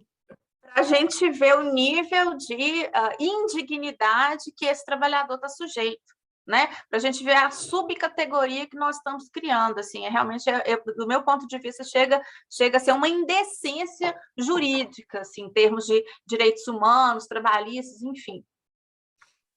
Exatamente. Muito obrigada pelas colocações, né? Até porque a gente vê que não é só na Espanha ou Portugal, no Brasil também já está ocorrendo, quando nós finalmente estamos chegando a um passo para a efetividade de uma garantia para esses trabalhadores. Infelizmente, grandes empresas, no caso aqui nós estamos falando dessas empresas de repartidores, de uberização, começam a fazer ameaças, né? No sentido, então, se eu vou dar garantia aos trabalhadores, então eu vou sair desse país e vou para outro país. E começa a sair de um país para o outro, como se fosse forçar, né, os países a não garantir um direito direito, na verdade, que são lutas trabalhistas que foram duramente conquistadas ao longo de tantas décadas, e realmente nós não podemos ficar nas mãos de ameaças, né, ameaças dos empresários. E como a Ana Cláudia falou, realmente, então, as empresas, se não querem ficar, não querem garantir os direitos trabalhistas, terão outras empresas que vêm, que vão garantir, e a gente tem que sempre estar caminhando para efetivamente, né, garantir o direito à proteção a esses trabalhadores. Com isso, nós encerramos, eu vou proceder ao encerramento do painel 5, né? Eu gostaria de agradecer a presença de todos os autores, pesquisadores, os ouvintes que estiveram presentes nesse nosso painel. Para mim foi uma honra poder moderar esse excelente painel científico, e foi muito gratificante, e como eu já mencionei anteriormente, né, entre uma pergunta e outra, um debate e outro, que foi muito rica essa nossa troca de experiências, de pesquisas e debates tão importantes em diversas áreas do direito, que de certa forma estão todas conectadas. Tivemos um painel com excelentes pesquisas, é muito bom nós estarmos participando e trocando informações, né? Então, assim, eu sempre incentivo todos os pesquisadores, professores, alunos a participarem desses eventos jurídicos, é quando nós estamos em contato, né? Eu sempre digo, nós estamos muitas vezes solitários fazendo pesquisas em bibliotecas, em casa, nas universidades, mas nós não fazemos essas pesquisas para ficar guardados para nós mesmos, e sim para nós termos esses diálogos acadêmicos e caminharmos todos para a efetividade, né, garantia de direitos. Então, quero agradecer também ao Leonardo, ao Fabiano, que estiveram nos auxiliando no painel da Sala 5, foi um ótimo auxílio, né? Correu tudo bem no nosso painel, eles também fazem parte da comissão organizadora do segundo Juristec, e parabenizo novamente a todos os autores. Eu informo que agora nós vamos fazer o encerramento do segundo Juristec nessa mesma sala. Eu vou pedir para que vocês permaneçam mais um pouco na sala, e eu vou passar a palavra para o professor Dr. Fábio Veiga, a professora Kátia Cebola e a professora Suzana Sardinha, que são os 3 coordenadores do Juristec, que estão presentes na nossa sala agora, que eles vão dar alguns avisos importantes e proceder ao encerramento do Juristec. Agradeço a todos. Professor, eu passo a palavra a você.